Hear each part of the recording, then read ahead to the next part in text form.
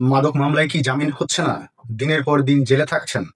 জেনে নিন, হাইকোর্টে জামিন পাওয়ার জন্য এমন 12টি শক্তিশালী আইনি পয়েন্ট রয়েছে যা আপনার আইনজীবীর মাধ্যমে তুলে ধরলে জামিন পাওয়ার সম্ভাবনা 99% বেড়ে যায়। চলুন জেনে যাওয়া যাক সেই গোপন আইনি গ্রাউন্ডগুলো। আসসালামু আলাইকুম। আইনি সেবা চ্যানেলের পক্ষ থেকে সবাইকে স্বাগতম। মাদক মামলা মানেই কি জেল? না, আইন সবার জন্যই সমান সুযোগ রেখেছে। হাইকোর্টে মাদক মামলায় জামিন পাওয়ার জন্য আদালত শুধুমাত্র আবেগ দেখে না, দেখে আইনের প্রসিডিউরাল যে ভুলগুলো রয়েছে সেগুলো।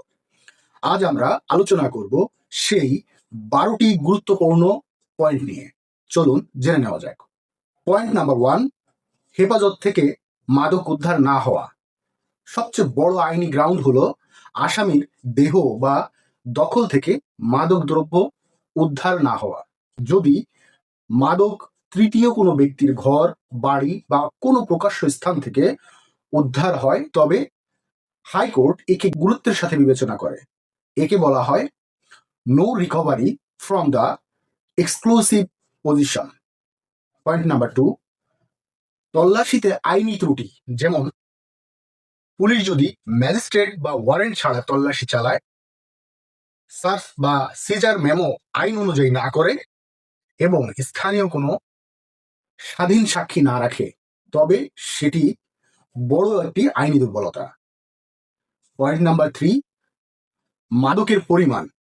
যদি উদ্ধারকৃত মাদকের পরিমাণ খুব কম হয়, যেমন বাণিজ্যিক পরিমাণ নয়, তবে হাইকোর্ট একে লঘু অপরাধ হিসেবে গণ্য করে জামিন দিতে পারেন। পয়েন্ট নাম্বার 4, যে প্রথম অপরাধ বা ক্লিন রেকর্ড। সেটি কি? যদি আসামির বিরুদ্ধে আগে কোনো মামলা বা মাদক রেকর্ড বা মাদক মামলার রেকর্ড না থাকে, সে যদি ফার্স্ট অফেন্ডার হয় তবে জামিন পাওয়া অনেক সহজ হয়ে যায় তার জন্য। পয়েন্ট নাম্বার 5, দীর্ঘদিন কারাবাস বা কারাবন্দী যদি সে থেকে থাকে। তদন্ত শেষ হতে বিলম্ব হওয়া বা বিচার শুরু না হওয়া, দীর্ঘ সময়ে বা 6 মাস 1 বছর জেলে থাকলে ব্যক্তিগত স্বাধীনতার প্রশ্নে হাইকোর্ট কিন্তু জামিন দিয়ে থাকেন এই বিষয়ের উপরে। পয়েন্ট নাম্বার 6, সেটি হচ্ছে চার্জশিট দাখিল। তদন্ত শেষে চার্জশিট দাখিল হয়ে গেলে আসামি দ্বারা প্রভাবিত করার ভয় থাকে না, যা জামিনের সপক্ষে হয়ে যায়। পয়েন্ট নাম্বার 7, ফরেন্সিক রিপোর্টের ত্রুটি। মাদক পরীক্ষার রিপোর্টে আসতে দেরি হওয়া বা রিপোর্ট পরিমাণ নিয়ে অস্পষ্টতা থাকলে সেটি আসামির জন্য লাভজনক।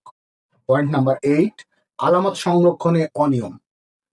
যদি আলামতের সিল ঠিক না থাকে বা মালখানায় জমার প্রমাণ না থাকে, তবে চেইন অফ কাস্টডি ভাঙার কারণে কিন্তু জামিন পায় আসামি।